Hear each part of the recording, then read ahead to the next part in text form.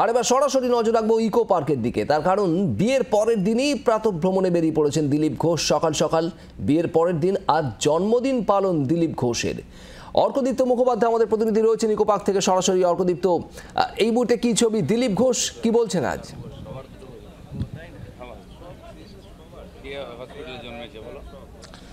দেখো, বিয়ের পরদিনই ফের কিন্তু চেনা রুটিনে দিলীপ ঘোষ মর্নিং ওয়াক করতে এসছেন এবং আজকে তার জন্মতিথিও, এবং রয়েছেন তিনি একদম আমার সঙ্গেই। প্রচুর মানুষ রয়েছেন, কেক কাটা, খাওয়া দাওয়া সেটাও চলছে, সঙ্গে মর্নিং ওয়াক বা রোজকার যা শিডিউল ওনার সেটাও ফলো করছেন। দাদা, বিয়ের পরদিন আজকে মর্নিং ওয়াক এতদিন ধরে, এত বছর ধরে করছেন, আজকেই কোথাও একটু আলাদা? আলাদা কিছু না, আমি আমার জন্মদিন কোনোদিন সেলিব্রেট করিনি, এমনকি বিয়েও হলো কোনো সেলিব্রেশন হয়নি, জাস্ট বৈদিক রীতি মেনে হিন্দু শাস্ত্র মতে বিয়ে হয়েছে। আমি নিমন্ত্রণ করিনি কাউকে, তাও 200 লোক চলে এসছেন যারা ভালোবাসেন। তো এটা সামাজিক দায়িত্ব পালনের জন্য। আর জন্মদিন তো 60 বছর তো হয়েই গেছে। আমার মা ছোটোবেলায় পালন করেছেন, জানি না 6-7 বছর থেকে মায়ের থেকে দূরে। তো আবার মা এসছেন বাড়িতে, হয়তো আশীর্বাদ করবেন উনি। তো আমার যারা পরিজন, যাদের সঙ্গে আমি আমার জীবনটা কাটিয়েছি, তারাই আমার যেটুকু ঘরোয়াভাবে পালন করে। আজকে এখানে কেউ পায়েস নিয়ে এসছে, কেউ দইবড়া বানিয়ে এনেছে, কেউ কেক নিয়ে এসছে, আর সবাই মিলে আমরা খাওয়া দাওয়া করছি এখানে। এটাই সেলিব্রেশন। লোকে পয়সা খরচা করে পার্টি দেয়, স্টেডিয়াম হল বুক করে, আমি খোলা মাঠে করি, আর লোকে রাত্রেবেলা কেক কাটে, আমি ভোর 6টায় কাটলাম। এটাই পার্থক্য হয় সবার থেকে। আজকে কি কোনো স্পেশাল পরিকল্পনা রয়েছে, যেহেতু আপনার মা রয়েছেন আর সদ্য বিবাহিতা স্ত্রী রয়েছেন, আপনার জন্মতিথি, কোনো বিশেষ পরিকল্পনা আছে? না, বাড়িতে বিশেষ কিছু না, যেরকম আমাদের ভারতীয় পদ্ধতি অনুযায়ী পুজো পাঠ হয়, ভগবানকে জল দিয়ে, আমার কুলদেবতা মহাদেব, আমি তার মাথায় জল ঢেলে দেবো, আশীর্বাদ নেবো। মা আছে, তার আশীর্বাদ নেবো, আর স্ত্রী আছেন সঙ্গে, এই এক্সট্রা। বাকি আর কিছু না, নূতন বাড়িতে বিশেষ কিছু নাই, যা হচ্ছে বাইরে। এখান থেকে আবার সন্ধ্যাবেলা আমি খড়গপুর পৌঁছবো, সেখানকার কর্মীরাও কিছু আনন্দ করবেন, এইরকমই চলে। এর বেশি রাজনৈতিক শিডিউলটা ফলো করছেন, মানে খড়গপুরে গিয়ে শিডিউল আমার আছেই। দুপুরবেলা দমদমে একটা আমাদের মিছিল আছে, প্রতিবাদ মিছিল, যেমন ভবানীপুরে হচ্ছে, তা আমি তাতেও অংশগ্রহণ করব দুপুরে। আর তারপরে সন্ধ্যাবেলা খড়গপুর পৌঁছবো বলেছি আমি, সেখানে কর্মীরা থাকবেন এক জায়গায়। বিয়েবাড়ি একটা আছে, সেখানেও যাবো। বাকি যেরকম থাকে সেটাই আছে। একটা অধ্যায় শুরু হলো আপনার জীবনে, কোথাও কি মনে হচ্ছে জীবন একটা পরিপূর্ণতা পেল? এটা হয়তো ঠিকই, আমাদের জীবন পদ্ধতি, হিন্দু যে জীবন পদ্ধতি আছে, তাতে ষোড়শ সংস্কারের কথা বলা হয়েছে, তার মধ্যে বিবাহ একটা আছে। এখন সবার পক্ষে সব করাও সম্ভব নেই, সবার প্রয়োজনও নেই, কিন্তু আমি বাকিগুলো প্রায় করে ফেলেছিলাম। এটা বাকি ছিল, হয়তো ভগবান এটাও করে নিল। অনেক আগ্রহ, অনেক আলোচনা চলছিল কালকে, এবং সকলেই খুব আগ্রহ করে অপেক্ষা করছেন আপনার বিয়ের। একটা কথা যেটা ম্যাডাম বলছিলেন, যে উনি আপনাকে বিয়ের প্রস্তাব দেন, প্রথম এই প্রস্তাবটা পেয়ে আপনার কেমন লেগেছিল বা কতদিন সময় লেগেছিল কনভিন্সড হতে হ্যাঁ বলতে? না, এটা আমার পক্ষে একটা নূতন ছিল। বিয়ে করবো কোনোদিন ভাবিনি, ঘর সংসারে আমি বন্ধনে থাকিনি। অফিসিয়ালি তো 40 বছরের বেশি আমি বাড়ি, 41 বছর ধরে সঙ্ঘের প্রচারক আদি বাইরেই থেকেছি, যখন থেকে বড় হয়েছি, যৌবন থেকেই।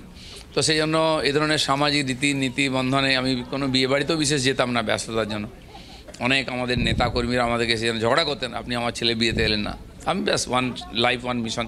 তো আজকে পরিস্থিতির কারণে এসেছি, এবং উনি এমন একটা সময় আমার কাছে এসেছেন যখন আমার মা আমার কাছে আছেন, তাকে দেখার লোক নেই, বা রাজনৈতিক জীবনে একটা কঠিন পরিস্থিতির ভিতর দিয়ে আমি যাচ্ছিলাম।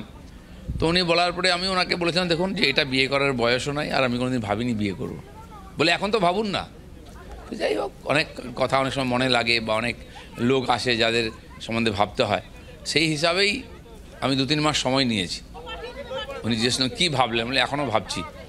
তখন মায়ের ব্যাপারটা মাথায় আসে, আমি যখন বাইরে যাচ্ছি মাকে অন্য কোথাও রেখে যেতে হচ্ছে, বাড়ি থাকছে, বাড়িতে লোক আছে 20 জন লোক, তিনি একা মহিলা, 84 বছর বয়স, আমি বাইরে গেলে জল দেওয়ার লোক নেই, এরকম অবস্থা। 2-3 বার হয়েছে অসুস্থ হয়ে গেছেন। সেই জন্য আমি বললাম যে ঠিক আছে, ভগবানের যদি এটা ইচ্ছা হোক, এটা একটা চ্যালেঞ্জ। আগামী কয়েকদিন কি কি কর্মসূচি রয়েছে দাদা আপনার? আপাতত যে আন্দোলন চলছে, দুটো বিষয় নিয়ে। এক তো মুর্শিদাবাদে যে সাম্প্রদায়িক হিংসার বিরুদ্ধে সারা রাজ্যে আমরা আন্দোলন করছি। দ্বিতীয়, যে শিক্ষা বিভাগের ডিজাস্টার হয়ে গেছে ওয়েস্ট বেঙ্গলে, এই 26,000 পরিবারকে মমতা ব্যানার্জি রাস্তায় ছেড়ে দিয়েছেন, খুবই অনৈতিক, অমানবিক। তার বিরুদ্ধে আমরা আন্দোলন করছি। 18,000 যোগ্য শিক্ষকের চাকরি ফিরিয়ে দেওয়ার জন্য যে আন্দোলন, সেটাও চলবে।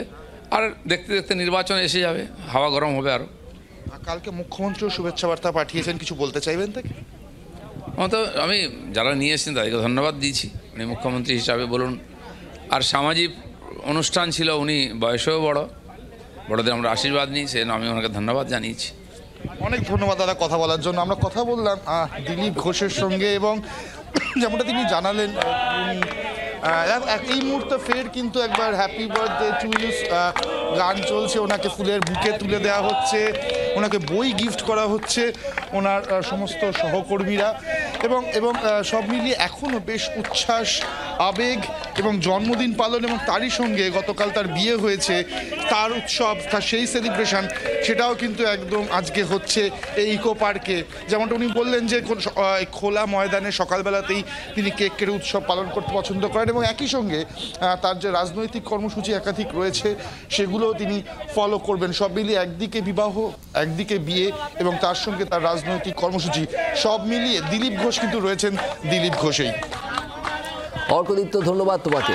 ছবি আপনারা দেখছেন ইকো পার্কে, দিলীপ ঘোষের জন্মদিন উদযাপন হচ্ছে আজ।